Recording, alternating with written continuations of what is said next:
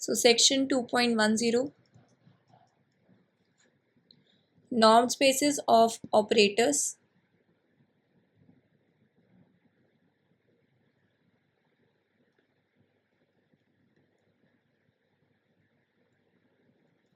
Dual space.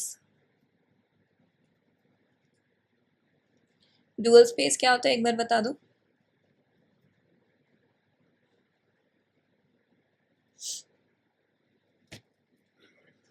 हम उसमें double star से मतलब जा रहे होते हैं, मतलब वेक्टर स्पेस से डबल स्टार पर।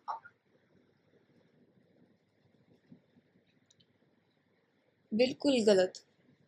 उसमें फंक्शनल्स होते हैं ना, मतलब लीनियर, मतलब जो डुअल से पहले वाले जो फंक्शनल्स थे वो होते हैं उसमें। हाँ, तो ऐसे बोला करो कि set of functionals such that domain of F which is a subset of vector space and it is map to field K. Field आपकी कोई भी हो सकती है, रियल भी या फिर कॉम्प्लेक्स भी। ऐसे ना प्रॉपर मैनर में बोला करो, मतलब ना मेरे ऊपर ही डाउट हो जाएगा लोगों को कि इसने क्या पढ़ा है। चीज़ें याद रखा करो। सिंपल सा logic, set of all linear functionals. Mapping कहाँ से जा रही है हमारी, डोमेन है domain of F which is a subset of vector space X and it is map to field K and field K can be either real और complex. बिल्कुल clear रहनी चाहिए चीज़ें सारी।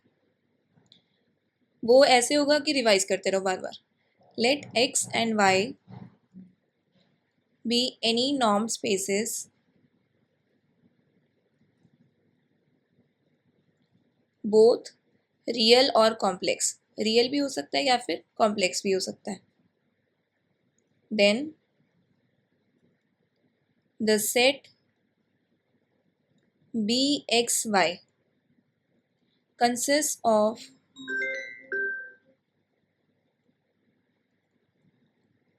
all bounded linear operators from x into y. So ये set bxy आपका क्या है, this is the set of all bounded linear operators from x into y.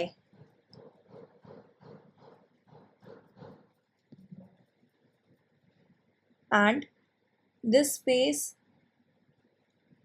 is a vector space. इसकी नोटेशन थोड़ी इस तरीके से रखते हैं।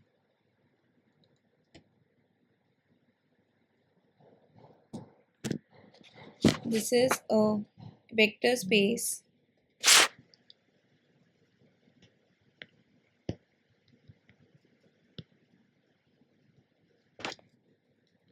under the addition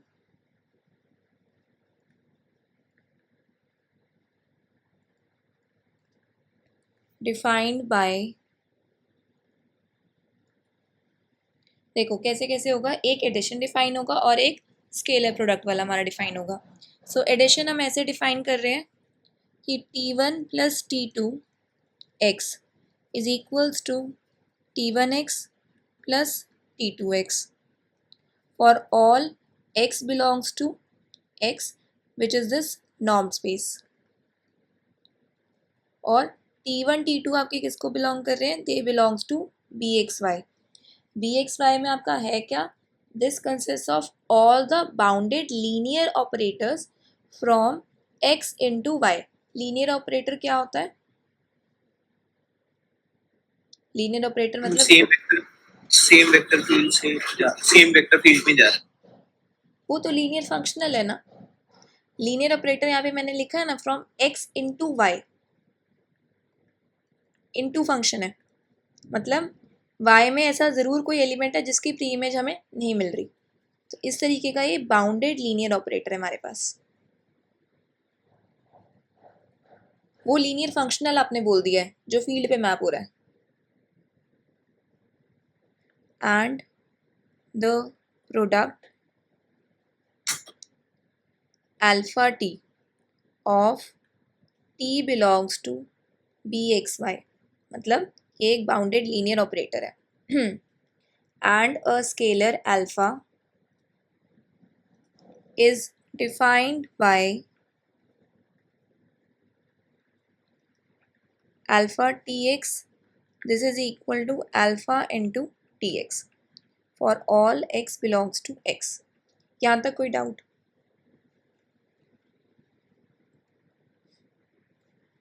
हमें दोनों प्रॉपर्टीज बताई हुई हैं इसके अंदर। हाँ, कि ये आपका एक सेट है जिसके अंदर सारी की सारी बाउंडेड लीनियर ऑपरेटर्स है फ्रॉम एक्स इंटू वाई, और ये बनता है एक vector space under this addition operation and this scalar multiplication. ठीक है, ये बताने का रीज़न ये था कि अगले थ्योरम में ना यूज़ होना है ये जो नोटेशन है हमारी बी एक्स वाई, इसलिए बताइए। 2.10.1 the vector space bxy of all bounded linear operators, background में ज़्यादा शोर तो नहीं आ रहा? No ma'am.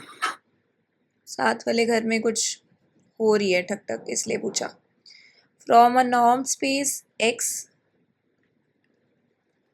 into a norm space y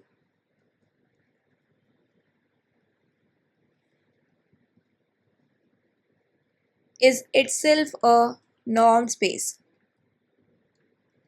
यानी कि यहाँ पे आप क्या समझ रहे हो कि ये जो वेक्टर स्पेस है आपका बी एक्स वाई, इसको मुझे प्रूव करना है that it is a norm space. यानी कि नॉर्म स्पेस की जो चार हमने पोस्टुलेट्स हम सेटिस्फाई कराते हैं, जो एक्सियम्स उसके सेटिस्फाई कराते हैं, उसको हमें सेटिस्फाई कराना पड़ेगा। और इसका जो नॉर्म है वो किस तरीके से डिफाइन हो रहा है, वही नॉर्म टी, वो सुप्रीमम वाला, supremum norm T x upon norm x, with norm defined by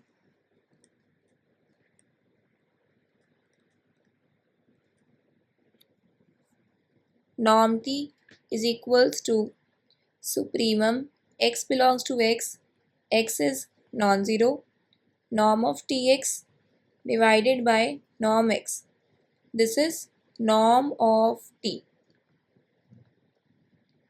sorry norm of bxy है ना यहाँ पे। तो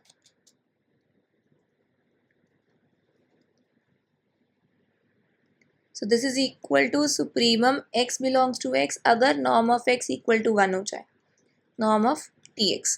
ठीक है, अब हम इसको प्रूव करते हैं। सो बेसिकली हमारा टारगेट क्या है कि ये जो आपका बी एक्स वाई है,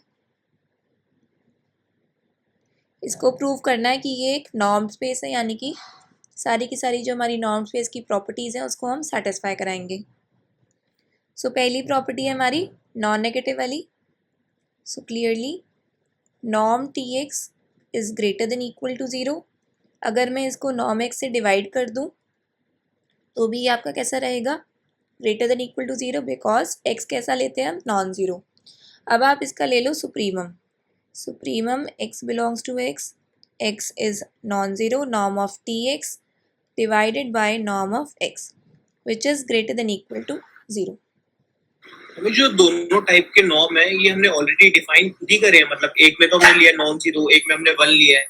ये हमने उस सेक्शन में करा तो था जहाँ नॉर्म टी वाला हमने काम करा है, लिया नहीं था एक बार norm x equal to one. Simple सा लॉजिक है, अगर norm x equal to one लिया तो डिनोमिनेटर वन हो गया ना। हाँ ठीक। सो नॉर्म टी आपका नॉन नेगेटिव आ गया for all t which belongs to bxy, and bxy consists of all the bounded linear operators from x into y। Second मुझे दिखाना होता है कि अगर norm t equal to zero है then t is equals to zero. तो आप ये मान के चलो that norm t is equals to zero, और नॉर्म टी आपका है क्या, supremum x belongs to x is non zero, norm T x divided by norm x is equals to zero. तो यहाँ से हम ये कह सकते हैं that norm T x is equals to zero. और ये हम कब कह पाएंगे, अगर t x equal to zero हो, for all x belongs to x। Therefore norm of t is equals to 0 if and only if t is equals to 0। अब third वाली आपकी क्या होती है, होमोजीनिटी प्रॉपर्टी, कि norm of alpha T is equals to mod alpha norm of T. मुझे ये prove करना है। सो लेफ्ट हैंड साइड से हम स्टार्ट करते हैं।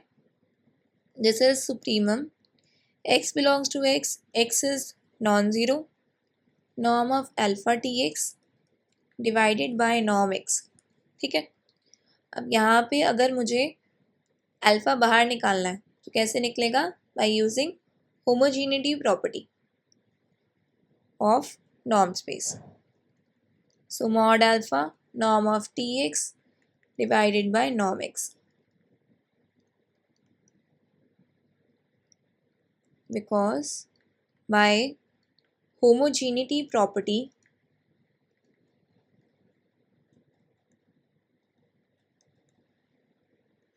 of norm t, अगर याद हो इस नॉर्म टी को मैंने नॉर्म स्पेस प्रूव करवाया था, उसी के थ्रू मैं ये कह पा रही हूँ। अब यहाँ पे आपका मॉड अल्फा का कोई काम नहीं है, इसको बाहर ले जाओ।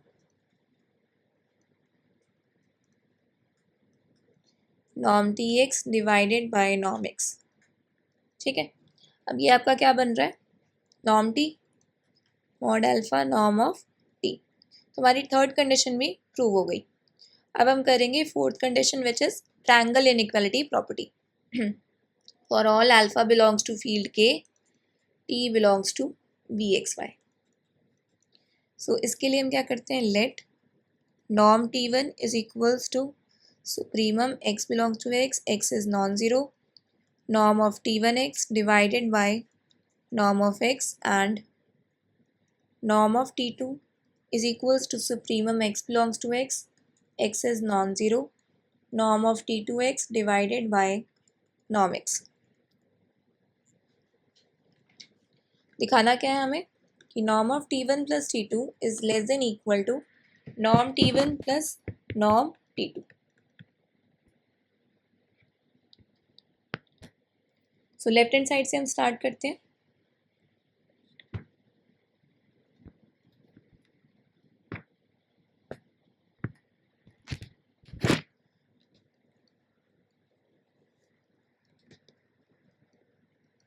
तो ये बन जाएगा supremum x belongs to x is non zero, norm of t1x divided by norm of x plus supremum norm of t2x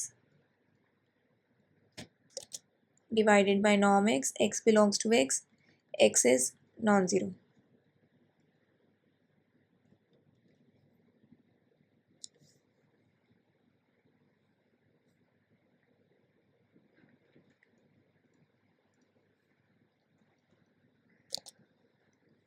So this is less than equal to supremum x belongs to x is non-zero, norm of t1x divided by norm x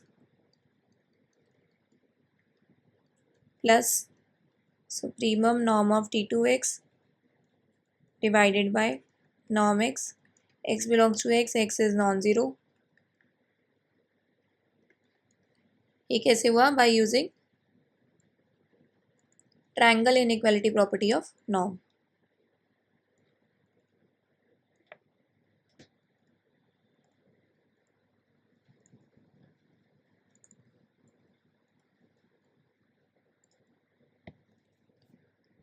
So this is equal to norm t1 plus norm t2।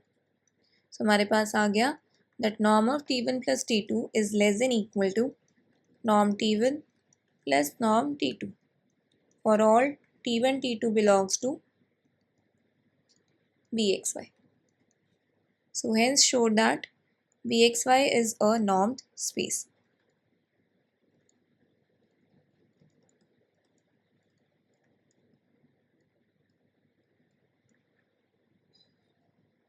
Clear है? Yes. Next theorem काफ़ी important theorem है, previous year में काफ़ी बार पूछी गई है। मुझे ये दिखाना है कि अगर y एक आपका क्या है? बनाक स्पेस। बनाक स्पेस मतलब norm space plus complete, then bxy is also a Banach space.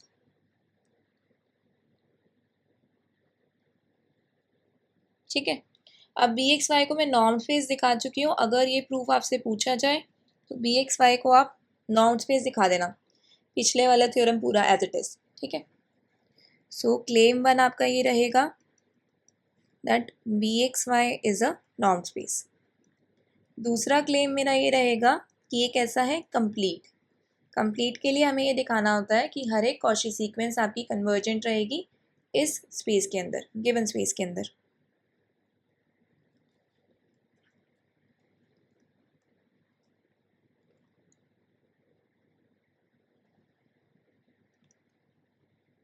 सो उसके लिए हम क्या कर लेते हैं, हम एक आर्बिट्ररी कॉची सीक्वेंस कंसीडर करते हैं बी एक्स वाई के अंदर। ठीक है। अब आप पहले ये सोच के बताओ थोड़ा सा मुझे कि इसके अंदर कॉची सीक्वेंस दिखेगी कैसी। सिंपल सी बात ये कि बी एक्स वाई में क्या चीज़ें पड़ी हैं, लीनियर ऑपरेटर। Linear operator. तो यानी कि जो उसकी कॉची सीक्वेंस होगी वो भी क्या होगी, एक लीनियर ऑपरेटर टाइप की होगी।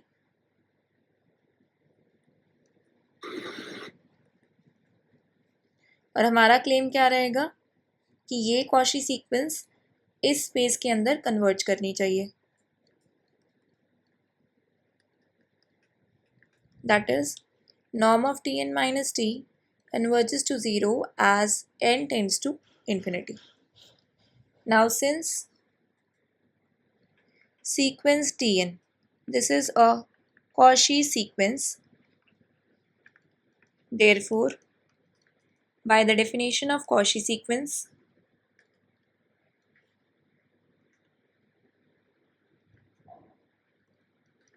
for each epsilon greater than 0, there exist n belongs to natural numbers such that norm of Tn minus Tm is less than epsilon for all m comma n greater than equal to n.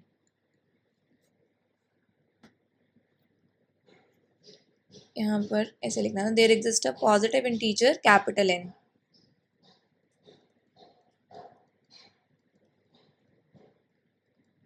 Now for any x belongs to x, x belongs to x मतलब x क्या है आपका, norm space, and m comma n greater than equal to n, we have norm of tnx minus tmx is equals to norm of tn minus tmx.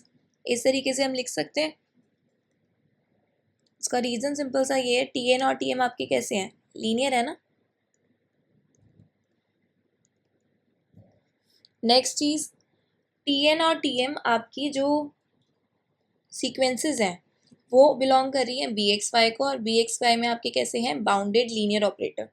तो यहाँ से हम ये कह सकते हैं दैट दिस इज बाउंडेड।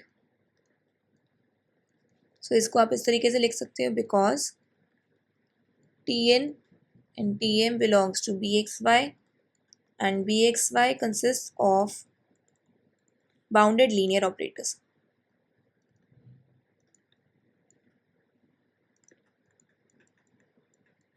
ठीक है। Now norm of Tn minus Tm was less than epsilon by using equation 1, less than epsilon into norm of x by using 1. So आपके पास फाइनली आ चुका है norm of Tnx minus Tmx is less than equal to epsilon into norm x, इसको कह दो equation number 2. Now for any fixed x belongs to x and given epsilon naught, we may choose epsilon is equals to epsilon x, एक ऐसा epsilon जो x पर depend कर रहा है, such that epsilon x norm of x is less than epsilon naught. तो उसकी help से आपका क्या हो जाएगा, इक्वेशन 2 क्या बन जाएगी, मैंने एप्साइलन को एप्साइलन x लिखा, epsilon x into norm x is less than epsilon not. So From equation 2 we obtain norm of Tnx minus Tmx is less than epsilon naught for all m comma n greater than equal to n. So this shows that sequence Tnx is a Cauchy sequence. हमेशा हम पहले उसे Cauchy prove करते हैं फिर आगे बढ़ते हैं. और होगी किस में? y में. y में क्यों होगी ये बता दो.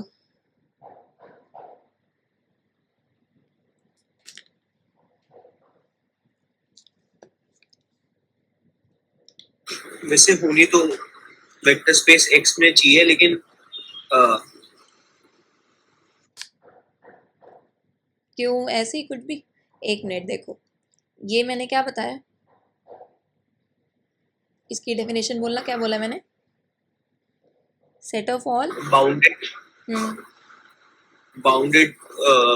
मतलब बाउंडेड सीक्वेंसेस जो x से y जा रही हैं. बाउंडेड लीनियर ऑपरेटर्स जो x से y जा रही हैं इनटू y, है ना. तो ये जो ये क्या है? ये इमेज नहीं है. इमेज हाँ. किस में जाएगी? y में नहीं जाएगी. yes. इसीलिए y लिखा, x नहीं. इसीलिए ये मतलब ना चीज़ों को बारीकी से समझो, अच्छा रहेगा. Now since y is complete, क्योंकि मुझे y बनाक स्पेस गिवन है, सो y इज कंप्लीट. सो इसका मतलब क्या है कि सीक्वेंस Tnx आपकी y के अंदर कन्वर्ज कर सकती है because y is complete and every Cauchy sequence converges to some point in this y space, क्योंकि ये कंप्लीट हमें गिवन है by definition of complete space. So sequence Tnx converges in y. अब मान लेते हैं कि किस पे कन्वर्ज कर रही है. मैंने मान लिया कि ये आपका y पे कन्वर्ज कर रहा है. Now clearly y belongs to this Banach space y depends on the choice of x, क्योंकि x तो आपका डोमेन से आता है, स्मॉल x की बात कर रही हूँ. Thus we need to define an operator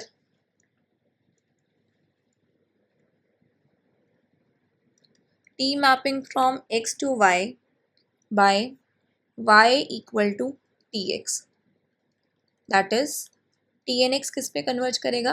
मैंने क्या माना? एक ऑपरेटर माना है x to y, सिंपल एक ऑपरेटर माना है, by y equal to tx. मतलब क्या हो रहा है? tx equal to y.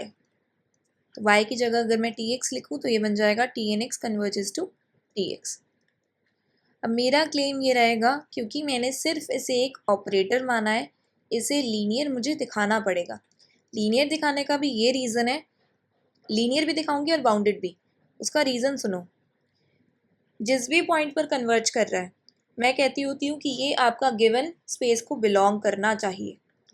Given space को बिलोंग करने का मतलब क्या है? एक तो ये y इक्वल टू tx लिया ना, तो ये आपका होना चाहिए लीनियर, प्लस ये होना चाहिए आपका बाउंडेड. ये क्लियर हो रहा है कि कर क्यों रहे हैं?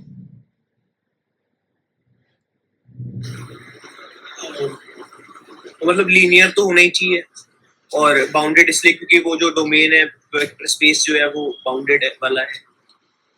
ऐसे नहीं बोलो वेक्टर स्पेस बाउंडेड वाला है, ऐसे बोलो कि ये bxy जो आपका सेट है, इसमें सारे के सारे बाउंडेड लीनियर ऑपरेटर्स पड़े हैं, और मैंने y इक्वल टू tx माना है. एक ऑपरेटर डिफाइन करा ना कि ये जिस पॉइंट पे कन्वर्ज कर रहा है वो आपका कोई और पॉइंट नहीं है, tx है. अब tx मैंने ऑपरेटर डिफाइन करा है, ऑपरेटर ही इसमें पड़े थे, पर कैसे? Linear plus bounded. इसीलिए मुझे प्रूव करना पड़ेगा that t is linear also and t is bounded also. अभी क्लियर हुआ? yes. तो t को लीनियर दिखाते हैं. Let x comma z belongs to x and alpha beta be the scalars. Then T alpha x plus beta Z. ठीक है, अब एक बात ध्यान रखना, limit N tends to infinity T N X is equals to T X. यही तो मैंने यहाँ पे लिखा है that T N X converges to T X. इसका मतलब क्या है, as N tends to infinity T N X converge कर रहा है टी एक्स पर। मतलब मैं limit N tends to infinity apply कर सकती हूँ यहाँ पे इस तरीके से, और उसका रीज़न ये है। So this is equal to limit N tends to infinity. आप इसे सेपरेट करके लिख सकते हैं क्योंकि आपका जो टी एन था वो बिलोंग करता था बी एक्स वाई स्पेस को और वो लीनियर है।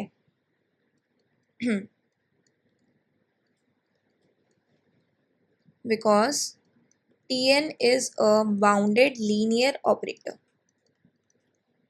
So this is equal to limit n tends to infinity. Now as Tn is linear, तो आपकी जो स्केलर प्रॉपर्टी होती है अल्फा बाहर Tn x प्लस बीटा बाहर Tn z. So this is equal to alpha limit n tends to infinity Tn x plus beta limit n tends to infinity Tn z। ठीक है, ये कितना है और ये कितना है ये बता दो, इसकी वैल्यूज क्या क्या है। मतलब एक तो टी एक्स ही हो जाएगा फर्स्ट वाला, और सेकंड वाला टी जेड हो जाएगा। यस करेक्ट, और लीनियर के लिए मुझे यही दिखाना था।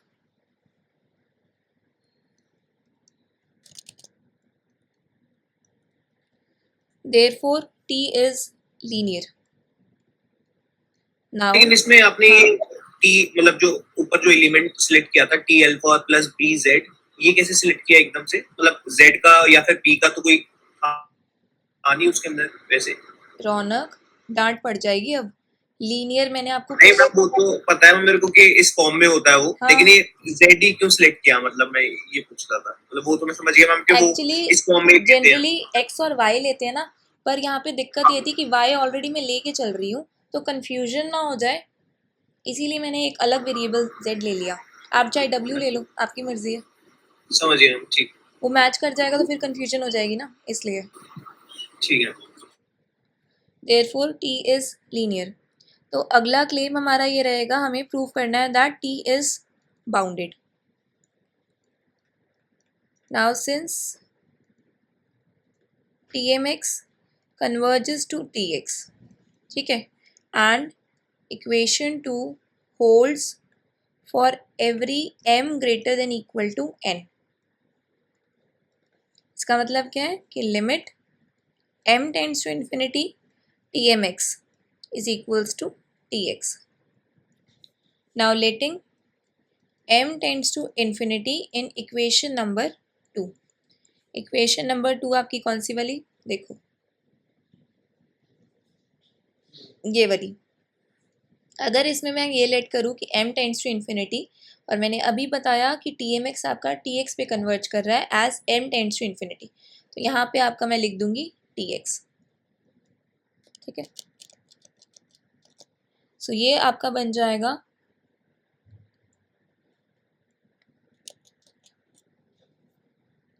thus it follows that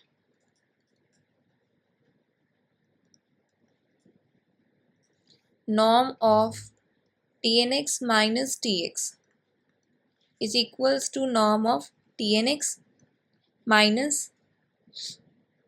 ये बन क्या रहा है, limit m tends to infinity TMX। ठीक है, अब आप क्या कर सकते हो, ये लिमिट बाहर आ सकता है, उसका रीज़न ये है कि ये limit m tends to infinity इस पर डिपेंड नहीं कर रहा ना, ये मतलब TNX तो independent of this m tends to infinity है, तो मैं इसको बाहर ले सकती हूँ TNX माइनस TMX। उसका भी लॉजिक ये है क्योंकि हमने स्टार्टिंग में ही प्रूव करवाया था आपको फर्स्ट लेक्चर में ही दैट नॉर्म इज कंटिन्यूस, तो उस रीज़न से हम लिमिट को बाहर ले सकते हैं। और अगर ये भी नहीं समझना कि कंटिन्यूस वाला लॉजिक, तो सिंपल ये है कि TNX m tends to infinity पर डिपेंड कर ही नहीं रहा, तो हम लिमिट बाहर ले सकते हैं। Now this is less than equal to limit m tends to infinity epsilon norm x because by using equation number 2, देखो ये वाली less than equal to epsilon into norm X है, बाय इक्वेशन नंबर 2। ठीक है, अब यहाँ पे भी m कहीं भी नहीं आ रहा, तो ये सिंपली एप्सिलॉन नॉर्म एक्स बन गया, because epsilon norm x is independent of m।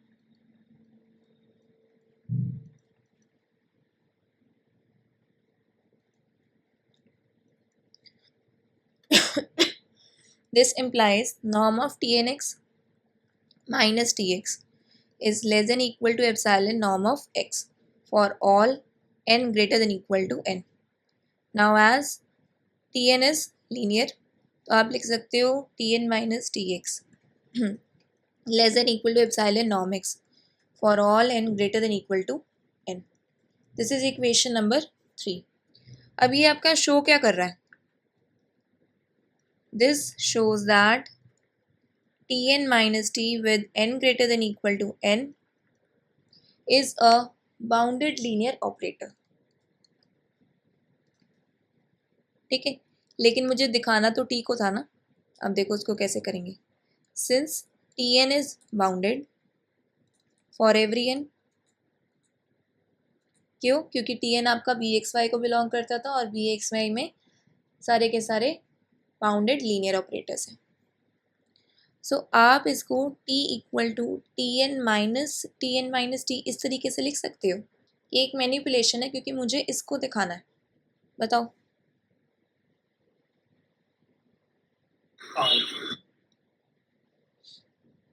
Now since bxy आपका वेक्टर स्पेस था, ये इस सेक्शन की स्टार्टिंग में ही मैंने आपको बता दिया था। इसका मतलब क्या है? t बिलोंग करेगा bxy को। देखो tn भी एक bounded linear operator, tn minus t भी बाउंडेड लीनियर ऑपरेटर। ठीक है, तो इनका डिफरेंस भी कैसा आ जाएगा? Bounded linear operator. क्यों? क्योंकि ये एक वेक्टर स्पेस है। Now from equation number 3 we have equation number 3 आपकी कौन सी वाली? ये वाली जो हमने लिखी है। इसमें आप सिंपली क्या करोगे, ये जो नॉर्म एक्स है ना राइट हैंड साइड, इसको लेफ्ट हैंड साइड में जाके डिवाइड कर दो। norm of tn minus tx divided by norm x is less than epsilon for all n greater than equal to n and for all x which is non-zero belongs to x. अब आप क्या करो, supremum ले लो।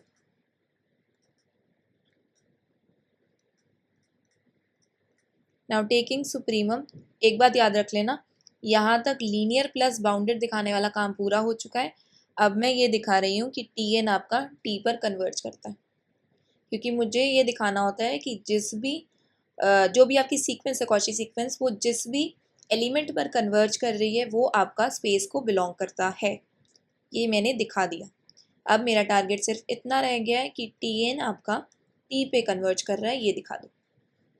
तो इस वजह से मैं यहाँ पे ले रही हूँ supremum.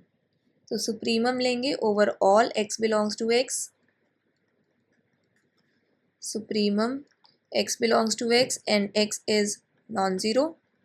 Norm of tn minus tx divided by norm x is less than epsilon for all n greater than equal to n. ठीक है, ये किसकी डेफिनेशन बन रही है? Norm of tn minus t की। Less than epsilon for all n greater than equal to n आ गया कन्वर्जेंट।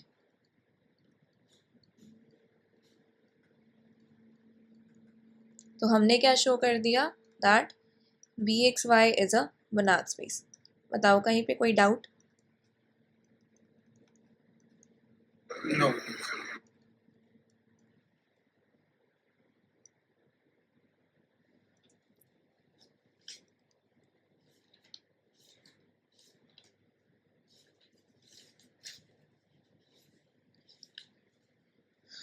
इसके बाद ना मैंने नोट्स में वो एक्सरसाइजेज जो आपको भेजी हैं वो लिखी हुई हैं, तो उसको पढ़ लेना, अच्छा रहेगा।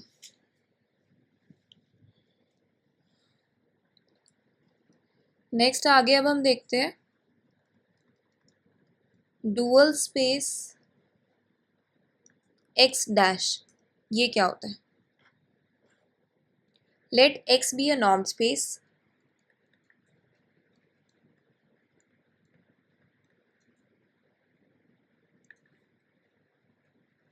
then the set of all bounded linear functionals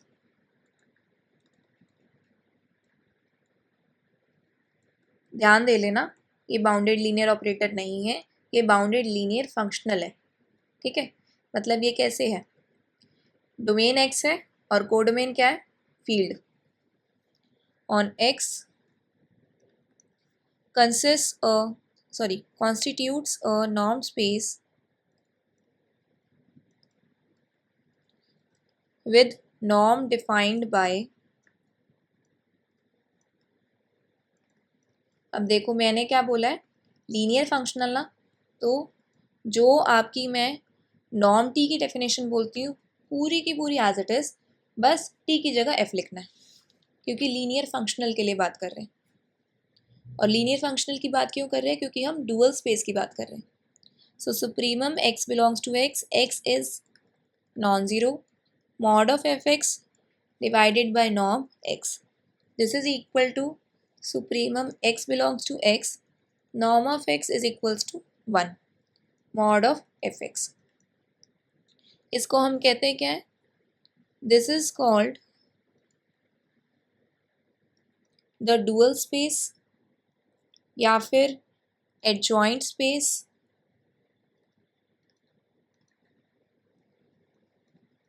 या फिर conjugate space of x।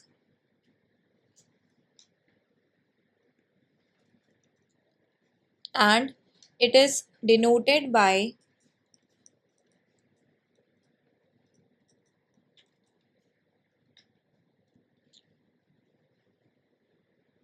x dash, ठीक है। ये जो डुअल स्पेस ऑफ x है इसको हम डिनोट कर रहे हैं x डैश से, ठीक है। तो थ्योरम है एक छोटा सा, theorem 2.10.4, the dual space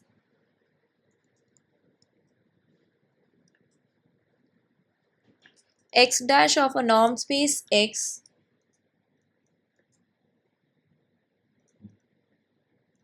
is a Banach space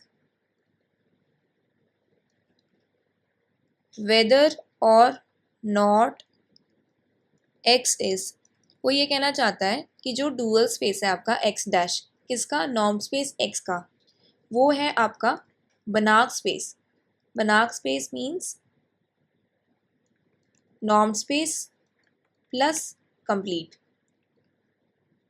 और वो क्या कह रहा है, ऐसा ज़रूरी नहीं है कि x बनाक हो, x चाहे बनाक स्पेस हो या ना हो, मतलब नॉर्म स्पेस तो है, कंप्लीट हो या ना हो, देन ऑल्सो डुअल स्पेस आपका बनाक स्पेस बनेगा।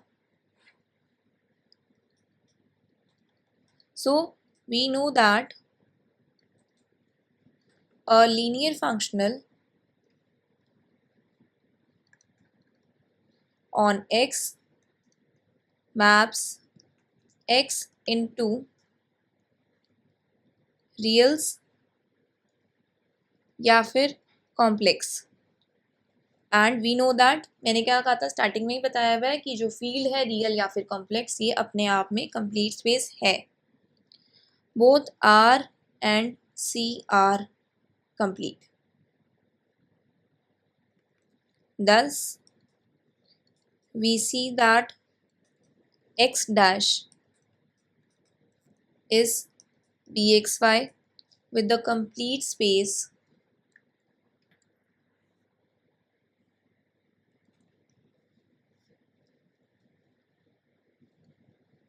y equal to real numbers या फिर complex numbers, hence show that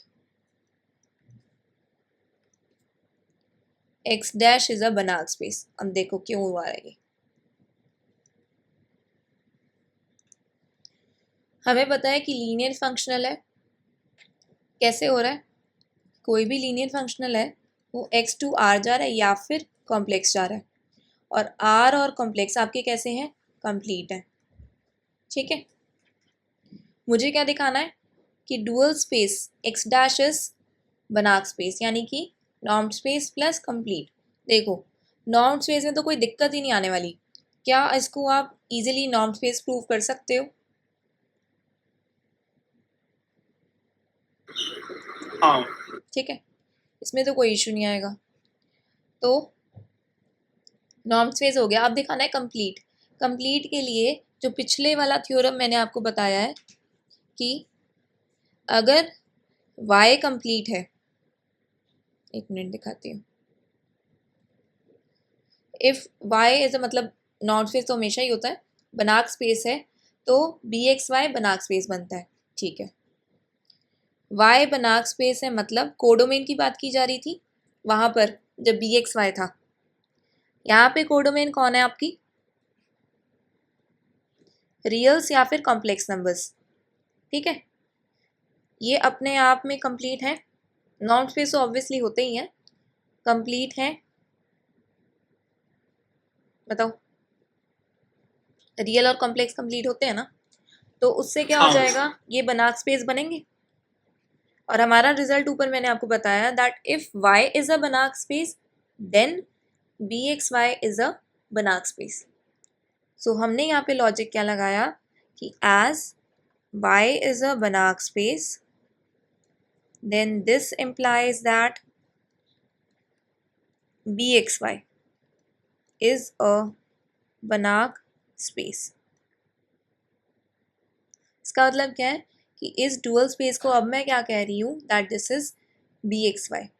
अब इस bxy में लीनियर ऑपरेटर नहीं रहने वाले, इसमें बाउंडेड लीनियर फंक्शनल रहेंगे विथ कंप्लीट स्पेस दिस, कि y बनाक था तो bxy बनाक बन गया, और bxy को मैं क्या बोल रही हूँ अब, dual space x dash. So as bxy norm space obviously होता है, कंप्लीट भी बन गया, तो उससे हमारा क्या हो जाता है, बनाक बन गया। और x dash equal to bxy हम मान के चल रहे हैं कि उस तरीके का अब मुझे दिखने लग गया है, तो इस वजह से ये क्या बन गया, बनाक स्पेस। यानी कि अगर पेपर में प्रूफ आता है तो इससे पहले वाला थ्योरम यानी कि ये वाला आपको प्रूफ लिखना पड़ेगा। क्लियर हुआ?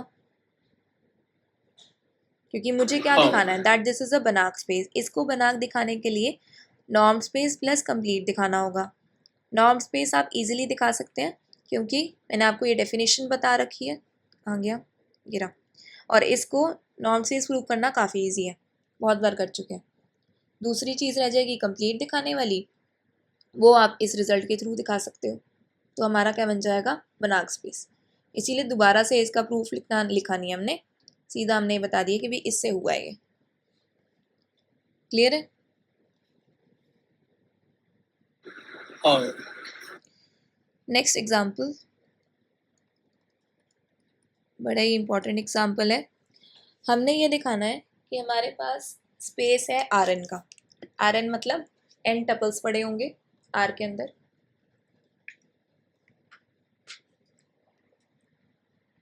मतलब वो जो एन टपल है उसके जो एलिमेंट्स हैं वो आपके रियल्स को बिलोंग करेंगे। The dual space of R N is R N. Dual space की नोटेशन मैंने आपको क्या बताई, R N dash, this is R N. मुझे ये प्रूव करना है, ठीक है।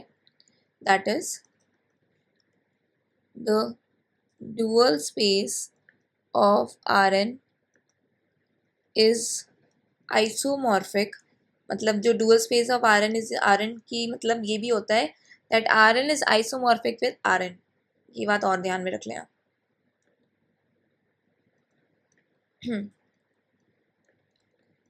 यानी कि dual space of Rn is this and this is isomorphic to Rn.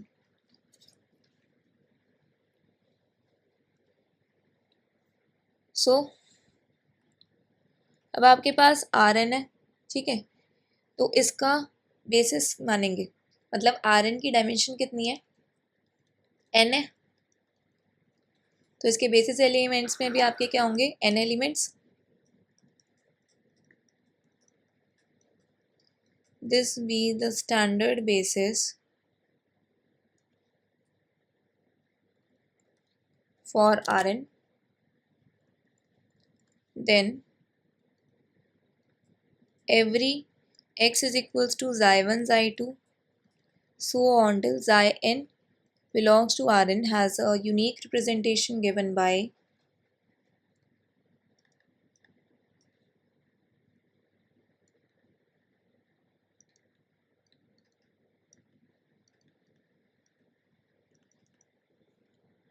fx equal to, अब देखो एफ ही लिखेंगे, टी गलती से भी मत लिखना, डुअल स्पेस की बात कर रहे हैं तो लीनियर फंक्शनल्स आएंगे। तो ये क्या बन जाएगा आपका, अच्छा सॉरी मैंने एक लाइन आगे ले आई, यहाँ पे तो रिप्रेजेंटेशन बनेगी x equal to xi1 even plus xi2 e2 so on till xn en। अब मैं कहूँगी कि अगर कोई लीनियर फंक्शनल आपका डुअल स्पेस को बिलोंग करता है, for any f belongs to Rn dash, मतलब Rn का डुअल स्पेस, वी हैव, आप दोनों साइड इस वाली इक्वेशन में f अप्लाई करो।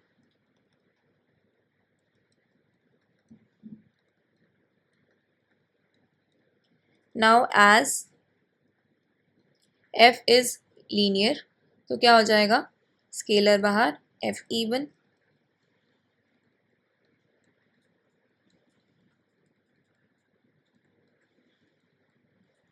रीजन क्या है, f is a linear functional.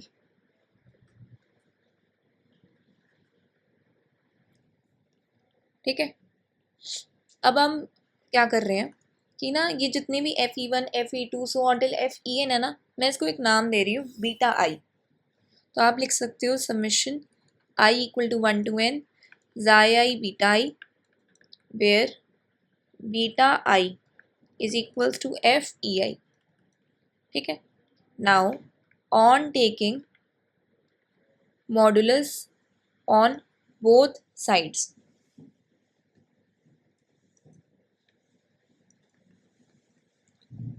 we get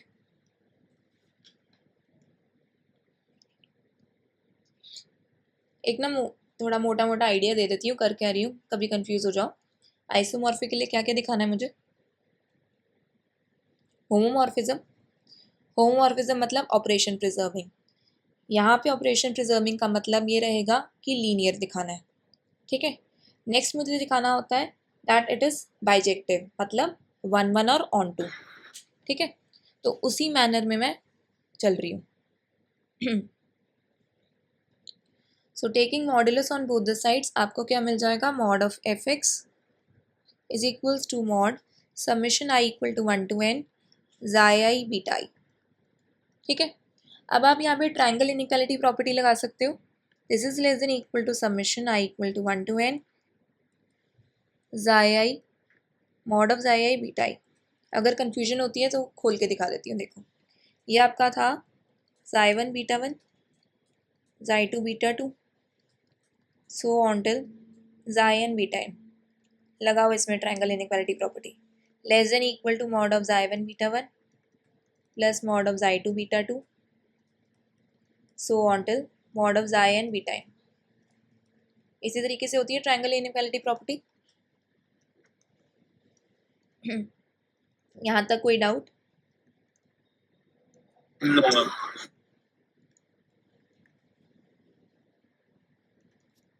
now आप कॉशी स्क्वायर्स इनइक्वालिटी का यूज़ कर सकते हैं।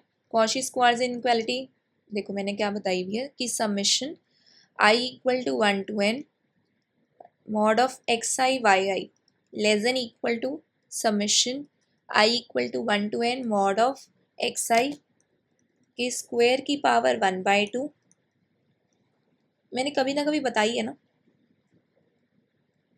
मिन कॉस की नहीं वो अलग है, ये कॉशी स्क्वायर्स है।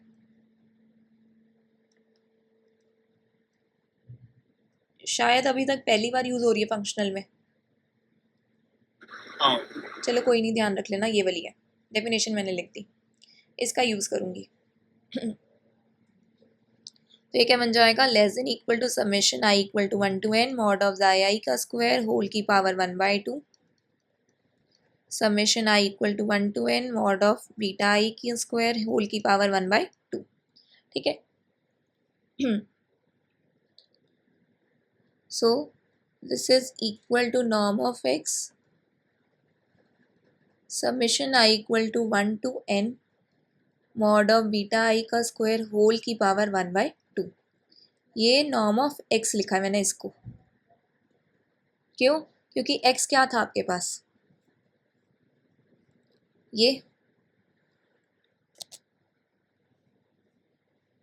था ना, देखो ये x है, इसको मैं ना एक बार समेशन फॉर्म में लिख देती हूँ, समझाना आसान हो जाएगा। आई equal to 1 to n xi आई ई आई, ठीक है। अगर मैं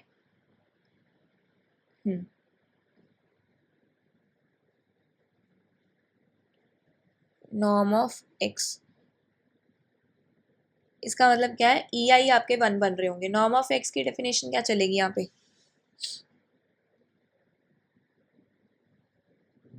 अच्छा ठीक है। आपको यूक्लिडियन स्पेस याद है, शुरुआत में बताया था। तो p पावर होती थी उसकी। हाँ, कि इसको नॉर्म एक्स मैंने लिखा है because the norm on Euclidean space R n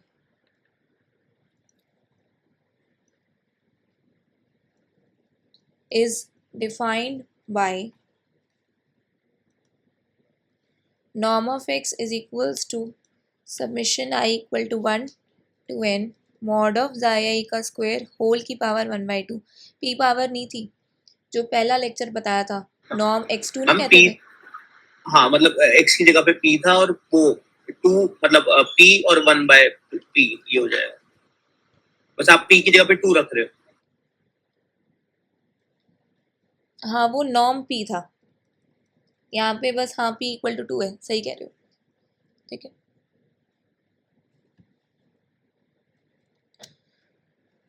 ठीक है, यहाँ तक हम पहुँच गए और लेफ्ट हैंड साइड चल रहा है मॉड ऑफ एफ एक्स। अब आप क्या करो, ये जो नॉर्म एक्स है लेफ्ट साइड, इसको डिवाइड कर दो left side, sorry right side में, इसको लेफ्ट साइड में डिवाइड कर दो। उसका रीज़न भी क्या है, बट ये यूक्लिडियन वाला कैसे आ गया इसके अंदर? ये यूक्लिडियन वाला नहीं है। अच्छा मैम, उसी को हमने डायरेक्ट बोल दिया कि ये, उससे हम ये लिख सकते हैं, ठीक है। हाँ ये बस बाय डेफिनेशन, ये शुरुआत में इसीलिए नॉर्म बताए गए थे, ठीक है। अब मैं इसको इस तरीके से इसलिए लिख रही हूँ क्योंकि नॉर्म ऑफ एफ की जो मैंने आपको डेफिनेशन बताई है, which is supremum x belongs to x, x is non zero mod of f x divided by norm of x, ठीक है। इसीलिए मैं ये सारा काम कर रही हूँ। So this is less than equal to, जो लेफ्ट राइट हैंड साइड बच गई वो, now taking the supremum over all x of norm 1. So we get norm of f is less than equal to summation I equal to 1 to n mod of beta i का square whole की power 1/2। अगर मन करे तो एक और step लिख देना, ये सुप्रीमम लेके, मैंने डायरेक्ट लिख दिया था।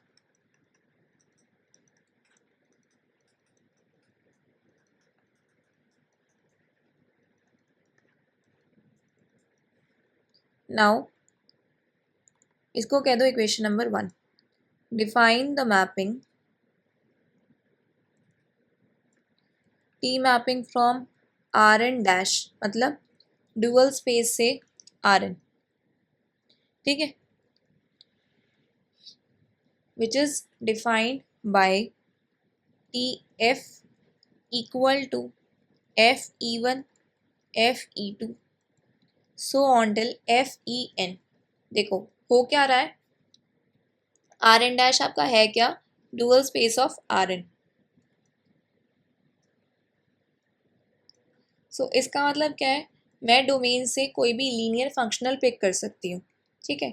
और ये आर एन है, मतलब एन टपल की फॉर्म में होगा, और इसके जो बेसिस थे वो मैंने क्या माने थे, E1 E2 so on till EN, basis माने थे मैंने आर एन के, स्टैंडर्ड बेसिस।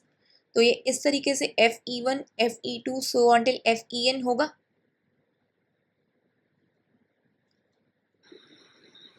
इमेज होगी ना, हाँ कोडोमेन में बिलोंग कर रही है। For all F belongs to Rn dash. ठीक है, now to show that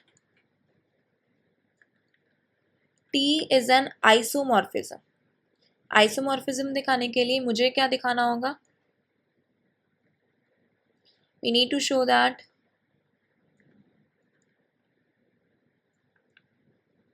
T is an homomorphism, मतलब ऑपरेशन प्रिजर्विंग, और यहाँ पे ऑपरेशन प्रिजर्विंग का मतलब क्या होता है? लीनियर।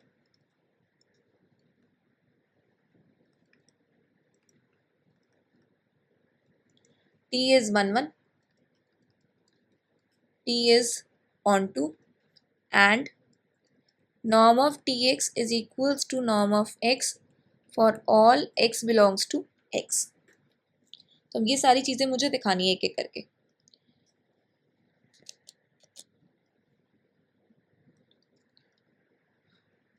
और मैंने थोड़ी देर पहले beta i equal to FEI define किया था, ये रहा, उसका यहाँ पे यूज कर सकते हैं।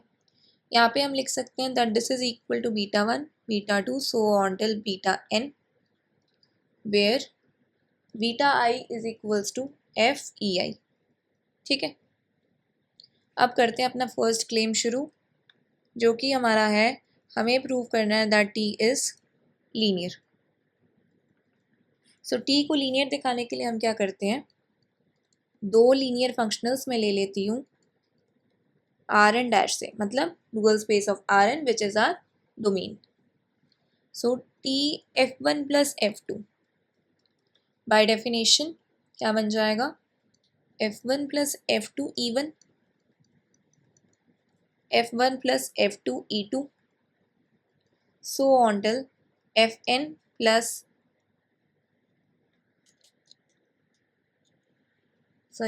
F1 plus F2 En।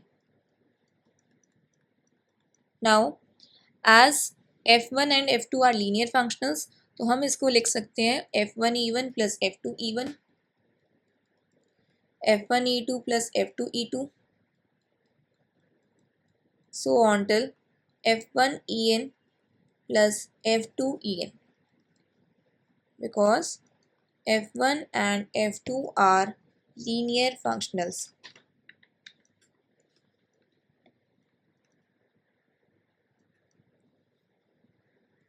So this is equal to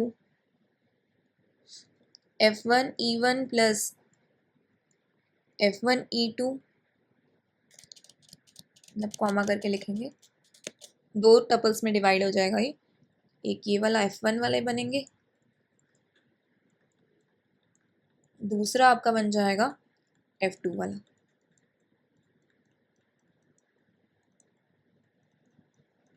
ठीक है,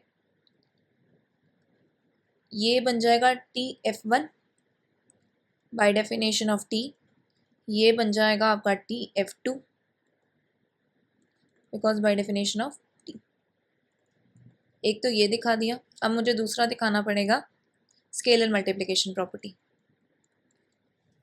now if alpha is any scalar, then T alpha F is equals to alpha F E1 alpha F E2 alpha F En। ठीक है, so this is equal to, as F is a linear functional तो scalar बाहर F E1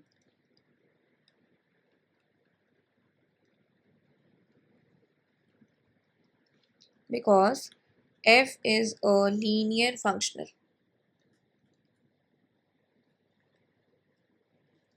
ठीक है, अब इस पूरे के पूरे टपल से आप अल्फा को बाहर ले सकते हैं।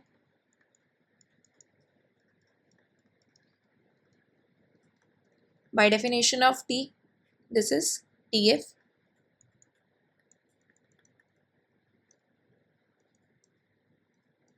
so this implies that T alpha F is equals to alpha TF। Hence T is linear. यहाँ तक कोई डाउट?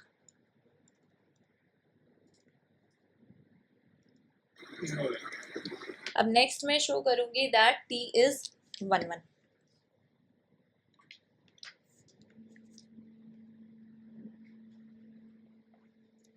टी को 1 1 दिखाने के लिए हम क्या करेंगे,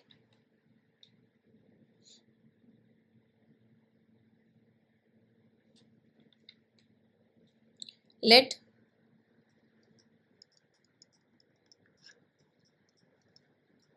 f belongs to null space of t। अगर f null space of t को बिलोंग करता है, then by the definition of null space of t, null space का काम क्या होता है, हर एक एलिमेंट को वो जीरो पे मैप करेगा। So t f is equal to zero. Now taking norm on both the sides, आप दोनों साइड नॉर्म लेंगे तो आपके पास क्या आ जाएगा, norm of T f is equals to norm zero, norm of zero is zero. This implies norm of tf is equals to norm f। हम इसमें हमने खुद ही लेट किया है ना कि मतलब जो f है वो नल स्पेस में। हाँ देखो, हम वो नहीं पढ़ते थे कि अगर मुझे ये दिखाना है दैट एनी मैपिंग इज 1 1, तो kernel t is equals to zero if and only if t is 1 1। मतलब जो ग्रुप थ्योरी में आपका कर्नल होता था वो आपका लीनियर अलजेब्रा में आकर नल स्पेस t बनता है। तो मैं वही चीज़ कर रही हूँ कि मैं इसको 1 1 दिखाने के लिए क्या कहना चाहती हूँ कि f आपका एंटी को बिलोंग करता है। इसका मतलब क्या है कि अगर f इक्वल टू ज़ीरो हो जाता है देन t इज़ 1 1। ये प्रीवियस नॉलेज है, शायद याद हो आपको। So this is equal to zero. अब ये मैंने कैसे कहा, मैंने आपका डिफाइन किया हुआ है T F, T F is this, ठीक है। तो अगर आप दोनों साइड नॉर्म कर दो तो ये norm of T f equal to norm of f हम लिख सकते हैं इसे।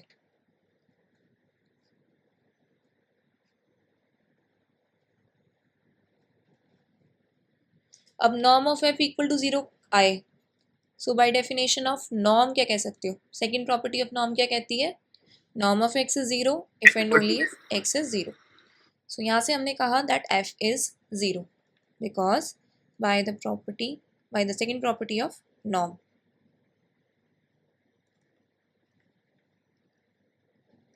Norm of x is equals to zero if and only if x is equals to zero. मैंने f बिलोंग कर रहा था नल स्पेस ऑफ t को, मैंने दिखा दिया f इज ज़ीरो। तो यहाँ से हम क्या कंक्लूड कर सकते हैं, t is 1 1 is injective by using this result. Clear है ये? Yes. अब मुझे दिखाना है that t is surjective. Surjective दिखाना है मतलब मुझे ऑनटू दिखाना पड़ेगा। Now for every gamma 1 gamma 2 so on till gamma n which belongs to Rn, we may define G which is a mapping from Rn to R। इसको मैं अब define किस तरीके से कर रही हूँ, g x is equals to summation i equal to 1 to n xi i gamma आई। और मैं ये प्रूव करूँगी कि जी आपका लीनियर प्लस बाउंडेड है। we have to show that G is linear and bounded। ठीक है, मतलब मैं आपको थोड़ा शॉर्टली समझाऊं तो मैं ये देखना चाहती हूँ कि आपके पास क्या था ओरिजिनली, मैपिंग जो हमने बनाई है dual space of R n to R n. ठीक है, मैंने क्या दिखाना है कि इस कोडोमेन से मैंने कोई भी एलिमेंट उठाया तो उसकी प्री इमेज मुझे इस dual space of R n में मिलनी चाहिए। और इस dual space of R n में है क्या, this is the set of all bounded linear functionals. इसका मतलब क्या है कि जो प्री इमेज मुझे मिलेगी जिसको मैं जी मान रही हूँ, it should be bounded plus linear functional. देख लो तभी मैंने इसको किस पे मैप करा हुआ है, फील्ड आर पर। ये क्लियर हुआ कि कैसे कर रहे हैं? मतलब ये जैसे आर एन को हमें आर एन डैश पे दिखाना चाहिए ना, वैसे आर पे मतलब दोबारा बताना एक बार आपने कैसे आर के लिए कैसे कर बोला इसके लिए? देखो मैं ये कह रही हूँ कि ओरिजिनली जो मैंने आपको ये मैपिंग डिफाइन करी है टी वाली, ये टी वाली मैपिंग है ना, dual space of R n से आर एन पर डिफाइन की है, क्योंकि यही हमारी रिक्वायरमेंट है। मुझे क्या दिखाना है कि dual space of R N is isomorphic to R n. तो ऐसे ही दिखाते थे ना हम कि मैपिंग तो हम इसी तरीके से डिफाइन करेंगे। सो अब नेक्स्ट मुझे दिखाना है T is surjective. T is surjective मतलब ऑन टू दिखाना है। ऑन टू मीन्स कि कोडोमेन की हर एक एलिमेंट के लिए मुझे प्री इमेज मिलनी चाहिए डोमेन में। यहाँ पे हमारी डोमेन है dual space of R n and that consist of set of all bounded plus linear functionals. यानी कि जो मुझे इसकी प्री इमेज मिल रही है मैंने उसका नाम कह दिया जी मैंने उसका नाम कह दिया। अब ये जो जी है ये आपका क्या होना चाहिए, linear functional plus it should be bounded. ठीक है, ये दोनों चीज़ें होनी चाहिए। लीनियर फंक्शनल का मतलब क्या हो गया कि मैंने उसको मैपिंग करनी है आर एन से लेकर फील्ड आर तक। यही लीनियर फंक्शनल की हमारी डेफिनेशन है, क्योंकि जो हमारा एक्स स्पेस है वो आर एन है यहाँ पे, जो नॉर्म स्पेस है। ठीक है, plus it should be bounded, तो मुझे लीनियर प्लस उससे बाउंडेड दिखाना पड़ेगा। सेकेंडली मैंने उसको डिफाइन कैसे करा है यहाँ पे, जी एक्स। मैंने क्या करा है, आर एन से मैंने एक्स पिक किया है। ठीक है, अब ये एक्स आपका दिखता कैसा था, मैंने ऊपर आपको वो जो लीनियर कॉम्बिनेशन करके डिफाइन किया है, जो बेसिस के लीनियर कॉम्बिनेशन से। आर एन का standard basis was E1 E2 so on till En, और मैंने उसके लीनियर कॉम्बिनेशन से उसको डिफाइन करा था xi1 E1 xi2 E2 so on till xn En। ठीक है, और गामा आई आपका क्या कर रहा है, आर एन को बिलोंग कर रहा है। तो ये वाली जो क्वांटिटी है क्या ये एक रियल नंबर आएगी या नहीं आएगी, उसका रीज़न भी सुनो। ये जो गामा आईज है ना ये आर एन को बिलोंग कर रहे हैं, तो ऑब्वियसली कुछ स्केलर टाइप होंगे। मतलब अगर मान लो 1001 रैंडमली, सिर्फ समझने के लिए, ये आपका ये gamma 1 gamma 2 so till gamma n है। और यहाँ पे जो xi1 xi2 एंड xn है ये क्या है, दीज आर ऑल्सो कोफिशिएंट्स मतलब scalars of this E1 E2 so on till En, and dot product of these two scalars मतलब स्केलर क्वांटिटी ही है ये, इज अगेन अ स्केलर। अभी क्लियर हुआ? यस। ठीक है, तो मेरा टारगेट है लीनियर प्लस इसको बाउंडेड दिखाना।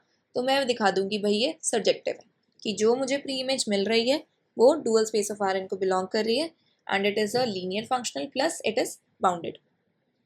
तो मैंने डिफाइन उसे लीनियर फंक्शनल कर दिया, मतलब लीनियर फंक्शनल की तरह कर दिया, उसे लीनियर बाउंडेड दिखाना टारगेट है। Now clearly g is linear and bounded. अब लिख तो दिया, प्रूव करके और दिखा देती हूँ।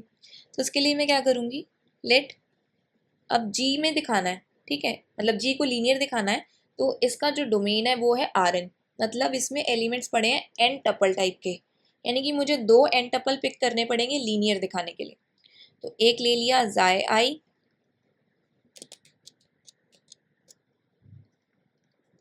दूसरा मैंने ले लिया eta i, this belongs to R n, और अल्फा बीटा आपके क्या ले लिए मैंने, स्केलर्स। ठीक है,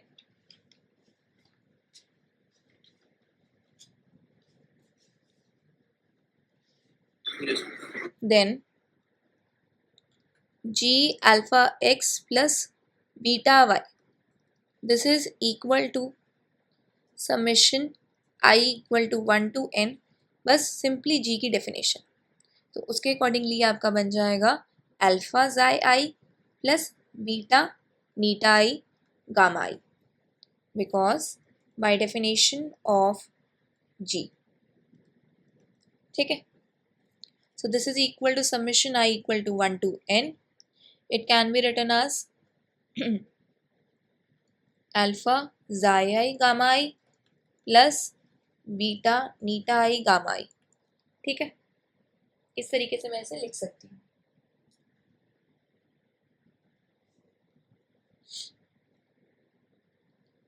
summation i equal to 1 to n alpha xi i gamma i plus summation i equal to 1 to n beta eta i gamma i. ठीक है, अब यहाँ पे इस स्केलर अल्फा का कोई काम नहीं है, यहाँ पे इस बीटा स्केलर का कोई काम नहीं है, तो आप इसको बाहर ले लो। अल्फा बाहर, summation i equal to 1 to n xi i gamma i plus beta summation i equal to 1 to n eta i gamma i. ठीक है, now by definition of g, ये क्या है आपका जी एक्स है, दिस इज जी वाई।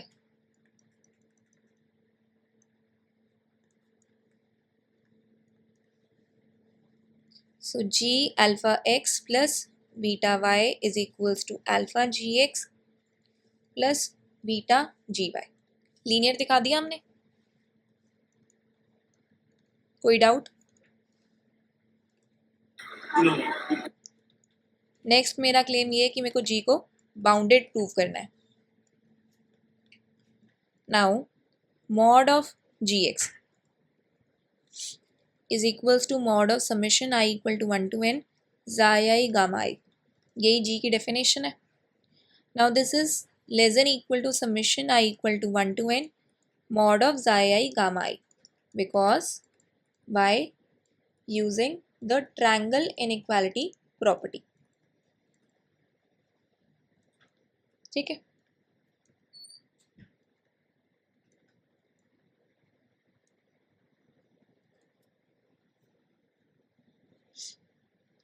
अब again I am applying Cauchy squares inequality। this is less than equal to summation I equal to 1 to n mod of xi I का square whole की power 1/2 summation I equal to 1 to n mod of gamma I का square whole की power 1/2 because by applying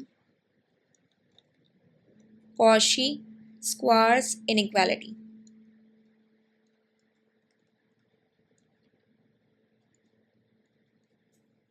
ठीक है, now आप क्या कर सकते हो, इसको लिख सकते हो नॉर्म ऑफ एक्स, इसको मैं कोई कांस्टेंट सी मान लेती हूँ, where c is equals to summation i equal to 1 to n mod of gamma i का स्क्वायर होल की पावर 1/2। तो आपके पास आ चुका है mod of g x is less than equal to c norm of x for all x belongs to R n. तो g bounded आ गया।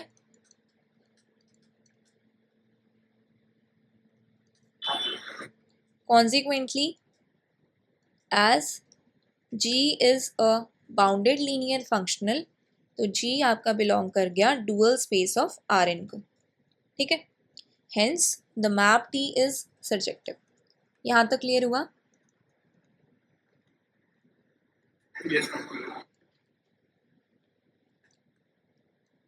ठीक है, अब ऑपरेशन प्रिजर्विंग के लिए ना मुझे एक और कंडीशन साथ के साथ दिखानी पड़ जाएगी, वो है norm of T f is equals to norm f. मुझे लग रहा है ये भी मैंने आपको पहले बताया हुआ है, ऑपरेशन प्रिजर्विंग के लिए ये वाली चीज दिखानी होती है।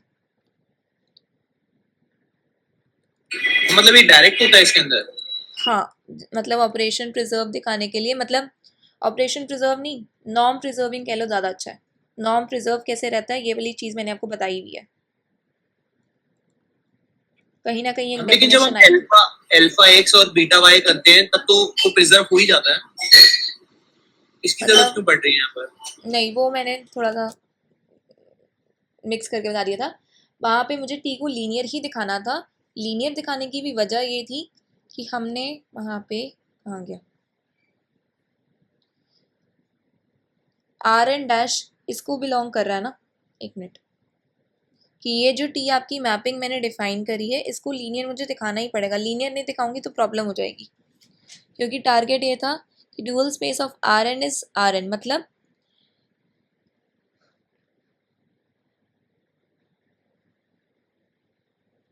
एक मिनट रुको, मैंने आपको आइसोमॉर्फिज्म बताया, लग तो रहा है कि बताया है, पता नहीं 2-3 क्लास पहले ही। वैसे तो आइसोमॉर्फिज्म में मैम होमोमॉर्फिज्म और 1-1-on-2 होता है। हाँ वो तो होता ही है।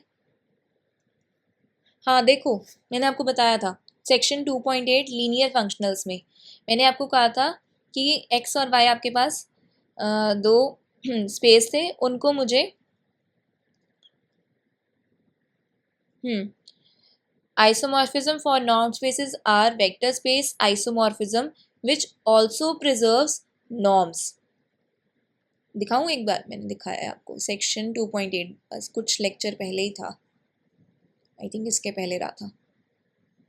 हाँ यहाँ पे, मतलब मैंने सही बोला, टी को लीनियर भी दिखाना है और भी 2-3 कंडीशंस ही देखो, यहाँ पे पहुँच गए कि isomorphism for norm spaces are vector space isomorphism which also preserves norms.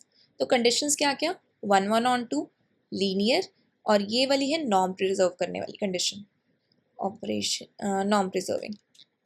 अभी क्लियर हुआ कि लीनियर भी क्यों दिखाया है, आइसोमॉर्फिज्म में आपको दिखाना पड़ेगा 1-1-on-2 linear plus norm preserving. हाँ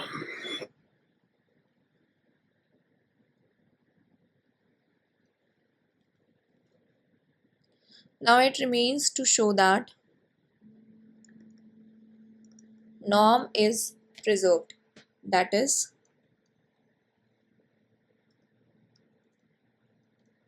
norm of TF is equals to norm F. Now since F is a bounded linear functional,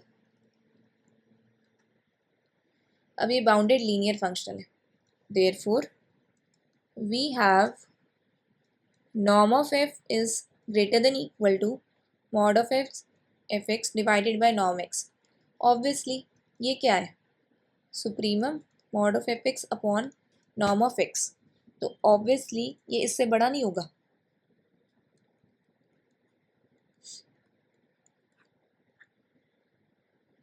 For all x non-zero which belongs to Rn, in particular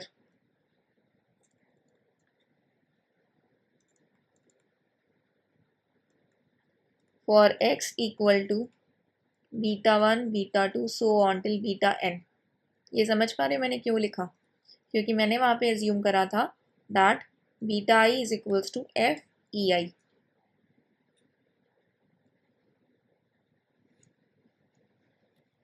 so x को मैंने क्या ले लिया, अगर वो beta 1 beta 2 so on till beta n हो जाए।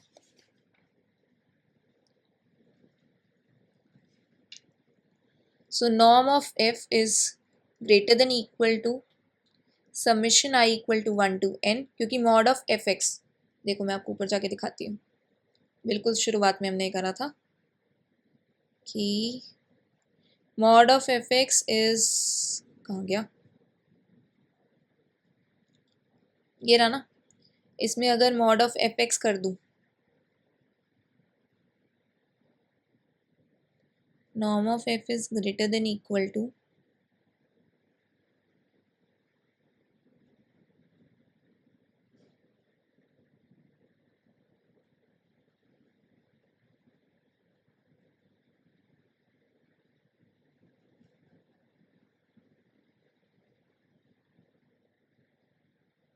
एक second, in particular for x equal to beta 1 beta 2 so on till beta n।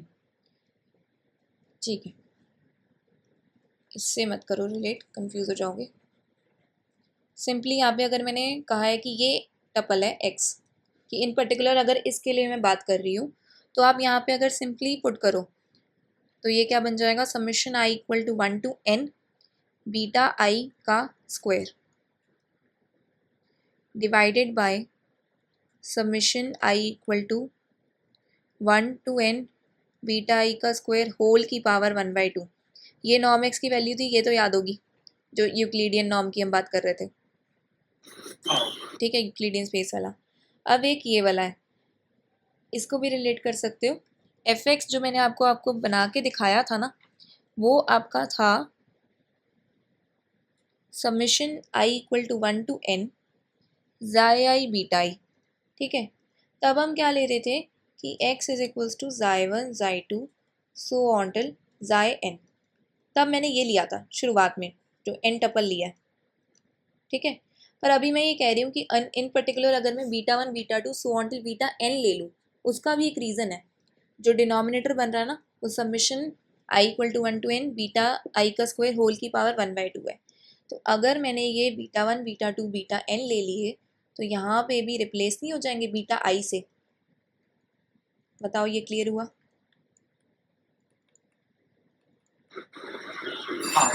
And this is summation i equal to 1 to n beta i का square. So norm of f is greater than equal to समिशन i equal to 1 to n beta i का square और whole की power 1/2। इसको कह दो equation number 2। यहाँ तक क्लियर हुआ? Yes. नाउ फ्रॉम 1 and 2, 1 में मैंने ये प्रूव करा है that norm of f is less than equal to summation i equal to 1 to n mod of beta i का स्क्वायर की होल की power 1/2। This is equation number 1। और यहाँ पे मैंने इक्वेशन 2 में से greater than equal to prove करा है, तो इन दोनों की हेल्प से इक्वल टू हमारे पास आ गया। So from 1 and 2 we get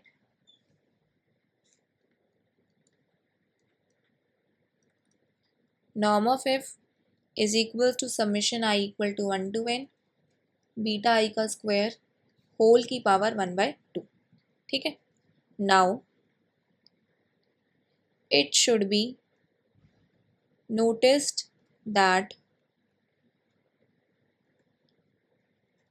what will be the norm of TF?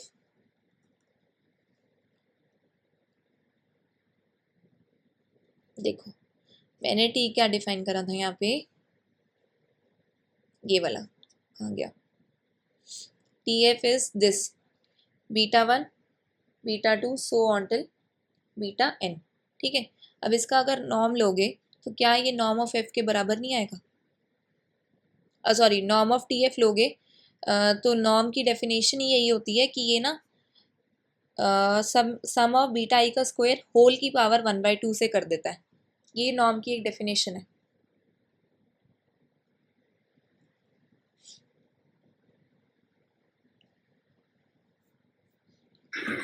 देखो मैं आपको यहाँ पे बताती हूँ।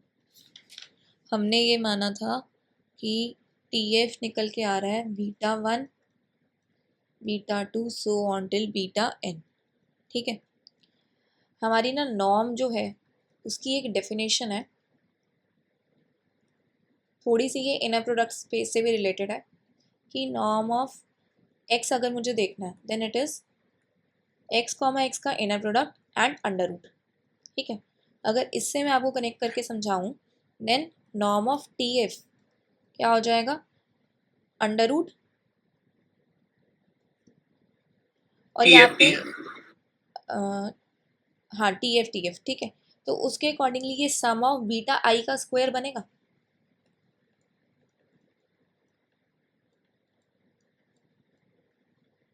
और इसकी होल की power 1/2 β1 β2 so on till βn, यहाँ पे दो बार आ जाएंगे ना, मतलब ये ऐसे कुछ बनेगा कि norm of T f is equals to summation i equal to 1 to n beta i comma summation i equal to 1 to n beta i. फिर इनका ये हो जाएगा इस तरीके से स्क्वायर करके और अंडर रूट में। ये ना अभी बस 3-4 सेक्शन और है, उसके बाद मैंने आपको इनर प्रोडक्ट स्पेस पढ़ाना है। आई थिंक आपका यूनिट 3 है, तो उसमें ये सारी की सारी बातें इन डेप्थ हमने जाके पढ़नी है। अभी तो बस ऊपर ऊपर से समझ लो कि भाई नॉर्म इस तरीके से है, उसकी वर्किंग कैसे चल रही है। Summation i equal to 1 to n beta i का स्क्वायर होल की पावर 1/2। और ये मैंने क्या निकाला है? ये रहा, नॉर्म एफ के इक्वल है।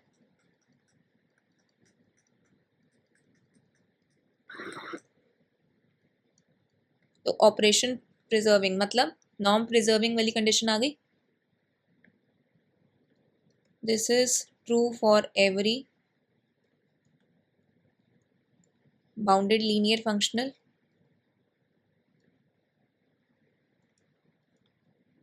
now since T is norm preserving, linear,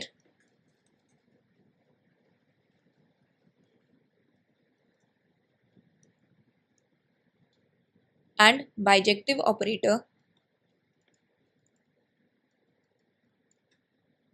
so it is an isomorphism.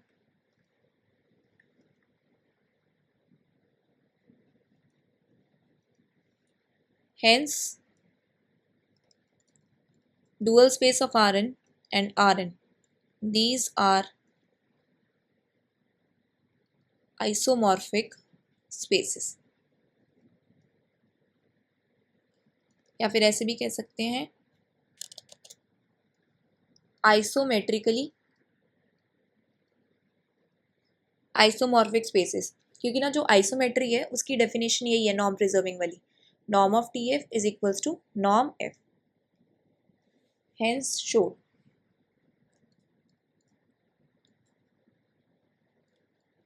Clear हो गया? यस।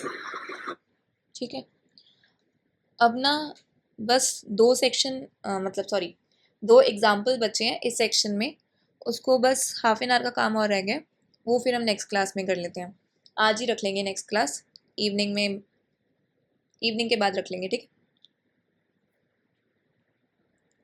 हम आज पीडी जरूर कर लेंगे मैम एक बार, हम जो हाँ, हाँ। क्वेश्चन बचा वो तो करना ही करना है, उसके आगे भी करना है, इनफैक्ट जो भी आगे यूनिट 1 और 2 आगे जो भी है।